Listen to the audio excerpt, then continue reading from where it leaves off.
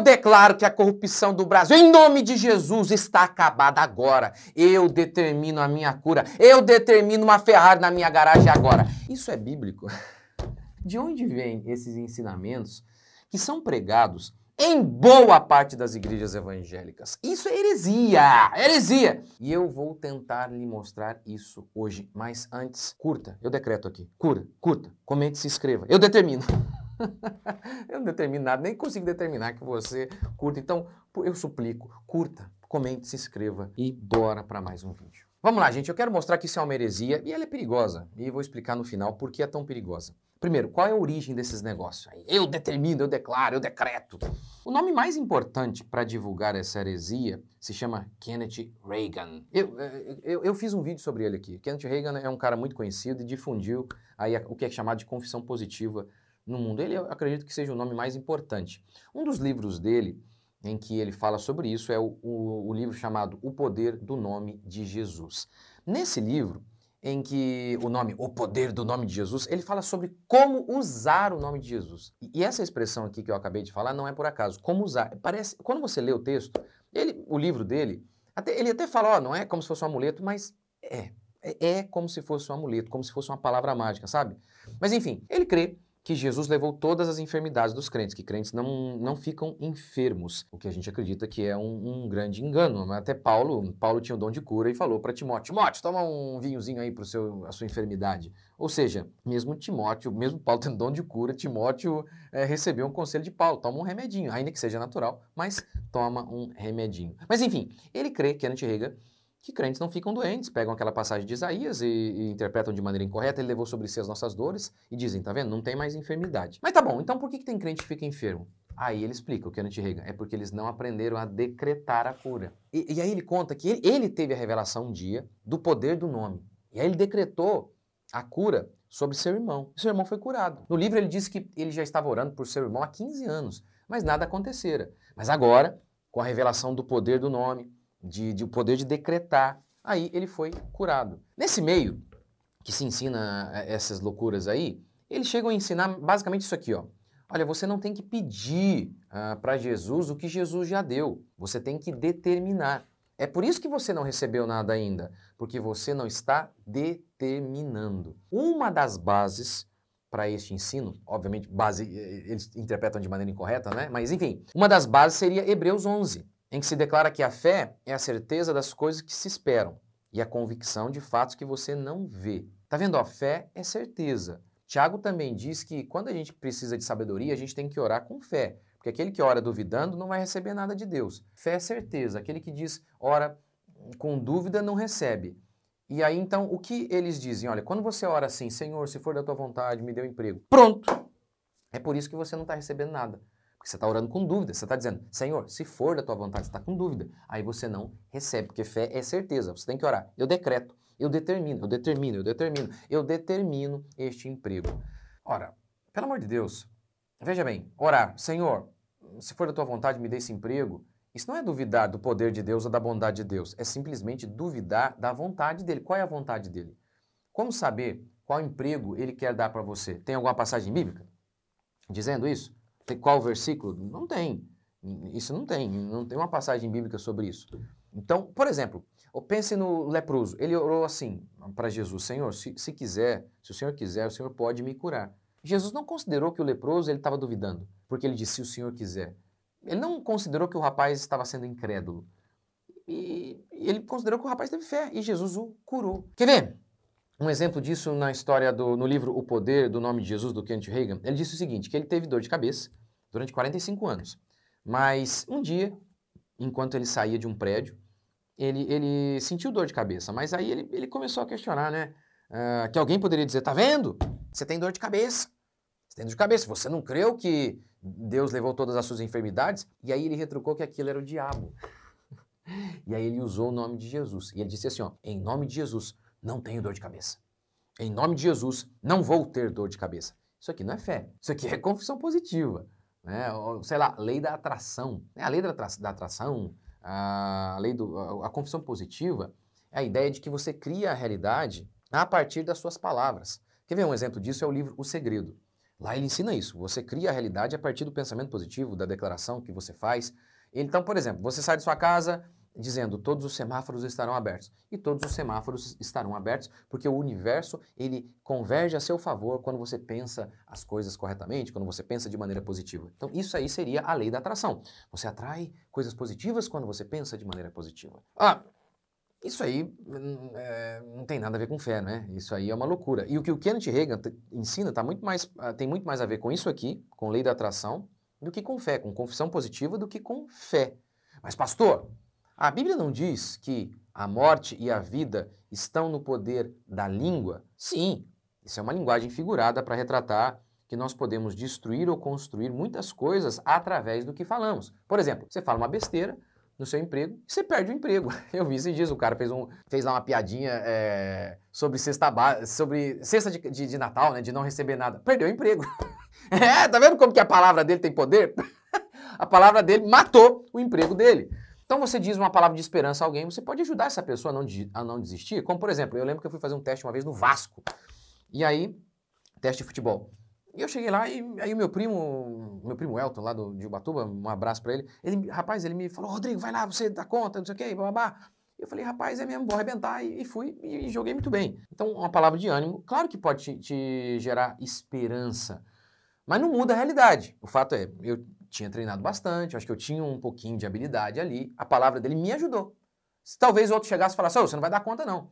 Mesmo que eu tivesse treinado, talvez aquilo me atrapalhasse. Então, é nesse sentido que as palavras, elas nos influenciam para o bem ou para o mal. Mas não que elas criam por si só a realidade.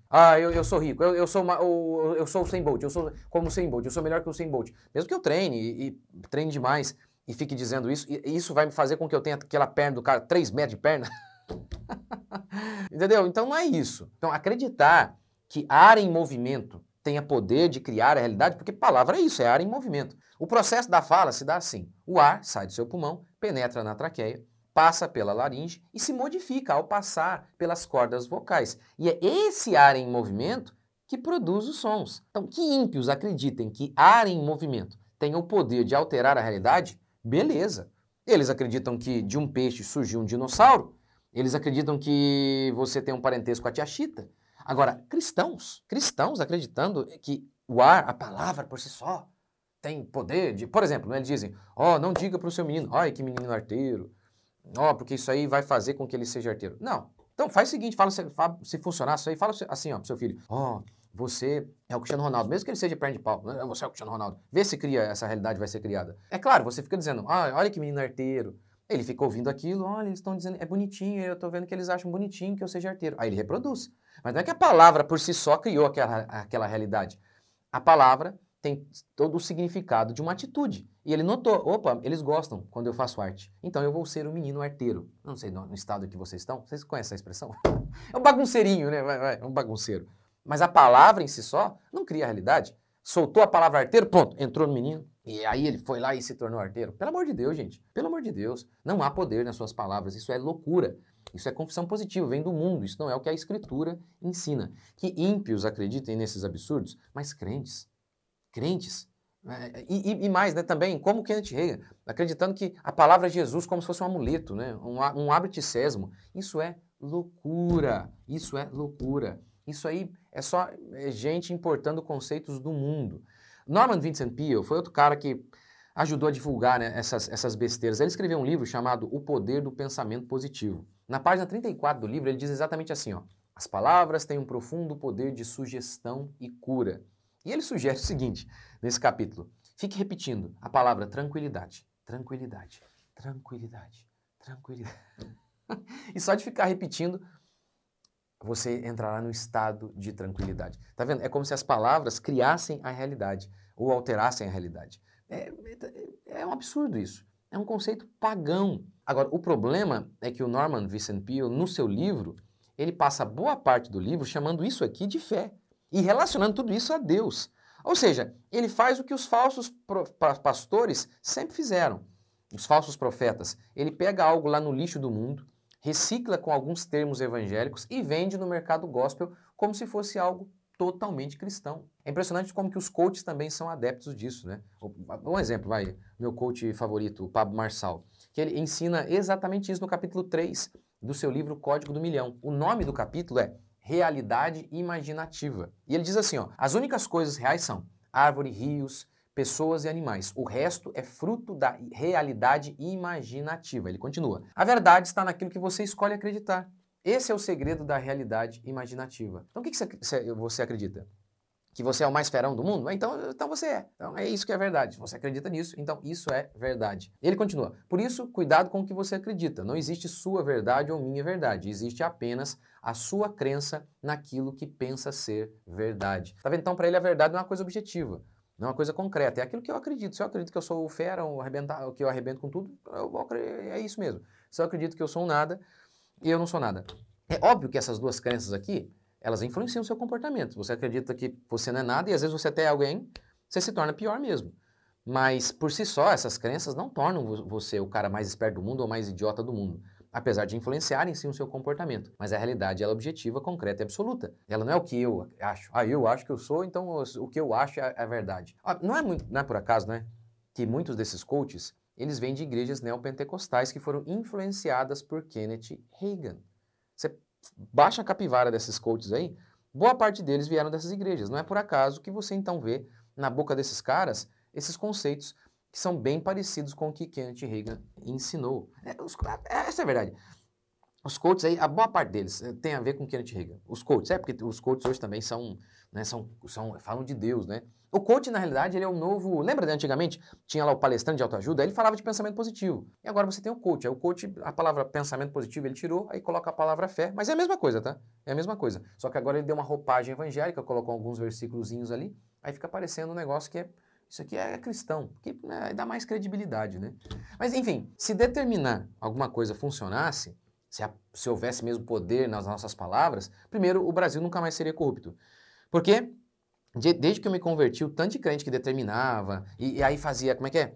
A marcha para Jesus é isso, né? Originalmente, tem a ver com essa questão da confissão positiva, de que eles vão marchar, e ao marchar eles estão declarando que o Brasil é de Jesus, e a corrupção vai cair, e por aí vai. Então a marcha para Jesus é um evento bem pagão, por conta de ter esse conceito aqui. Você entra lá, tá lá na própria declaração deles lá, da marcha para Jesus lá. Então, enfim, é um negócio bem pagão, não tem nada a ver, como só porque a gente deu uma marchinha, pronto, tá decretado. Eu lembro, eles ensinavam que você tinha que marchar ao redor do seu bairro. Aí você marchou, você orou ali, decretou, pronto, aí o bairro é de Jesus e acabou. Né? Se fosse simples assim, o Brasil inteiro já tinha se convertido. Então, se determinar, né, funcionasse, o Brasil não seria corrupto. Se determinar, eu determino, nenhum crente mais, ele seria pobre. Nenhum crente seria doente. Mas o problema é o seguinte, o próprio Kenneth Hagin morreu com complicações do coração. Esse Kenyon, que foi aí um dos mestres do Kenneth Hagin, ele disse assim, eu sei que eu estou curado porque o Senhor me disse que eu estou curado e não me importo com os sintomas. Tá vendo? Fé não é negar a realidade, mas tá vendo? Ele está negando a realidade. Eu não me importo com os sintomas. Eu não estou enfermo. Todas as doenças foram liquidadas por Deus no Calvário. Essa questão foi encerrada. Kenyon faleceu vítima de tumor maligno. E olha como que é sério isso. Um dia, para encerrar aqui, eu estava em uma reunião de pastores, eles acreditavam assim, o Kenneth Hagin era o mestre deles. Uma pessoa, um crente, lá, ficou enfermo. E eles começaram a decretar. Falaram, não, a gente está decretado aqui que ela vai ser curada e acabou. E está decretado, porque orar segundo a vontade de Deus, Deus não nos ouve, então está decretado. Nós decretamos, está determinado a cura dela e ponto final. Ela morreu. A moça morreu. E aí? Aí são dois caminhos, né? Primeiro, a palavra de Deus falhou. É o que acontece. Tem muita gente que abandona a fé por conta disso. Porque tá vendo? Aqui a Bíblia, aqui, a palavra de Deus falhou. Ou o segundo caminho seria abandonar a palavra do Kenneth Hagin, não a palavra de Deus, porque a palavra de Deus não diz isso. Abandonar a palavra do Kenneth Hagin. Mas aí o que eles fazem é, eles ignoram e continuam, como foi aqueles pastores lá. E aí, agora? Vocês falaram que, né, vocês decretaram a cura, e agora? Ela não foi curada. Ela faleceu, como é que fica agora? E aí não me responderam, simplesmente ignoraram e continuaram. Enfim, é muito ruim isso, né? Você não determina nada. E você fica determinando coisas, depois não acontece, e você fala, Deus falhou, a palavra de Deus falhou. Não, não foi a palavra de Deus que falhou. Foi a interpretação errada que você deu à palavra de Deus que falhou. Então você não determina nada a um Deus que é soberano sobre todas as coisas. Você suplica. O que você achou desse vídeo? Deixe seu comentário aqui. Quem mais segue essas heresias, deixe um comentário aqui. Deus abençoe, até o próximo vídeo.